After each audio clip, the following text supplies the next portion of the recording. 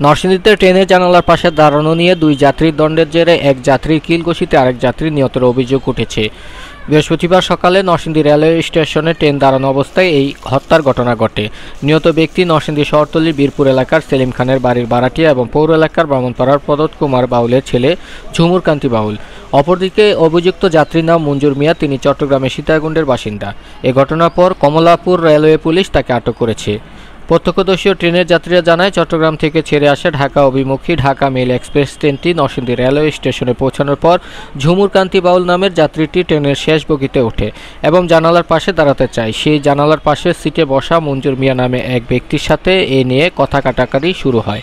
এক পর্যায়ে তা ধাক্কাধাক্কিতে রূপ নেয়। এ সময় মঞ্জুর মিয়া ঝুমুর কান্তি বাউলকে লাথি এবং কিল ঘুষি দিলে সাথে সাথে সে অজ্ঞান হয়ে মাটিতে লুটিয়ে পড়ে। এ সময় বগির অন্য যাত্রীরা অজ্ঞান হওয়া গুরুতর ঝুমুর কান্তি বাউলকে নরসিংদী রেলওয়ে স্টেশনে নামিয়ে দিলে ট্রেন ঢাকার উদ্দেশ্যে ছেড়ে যায়।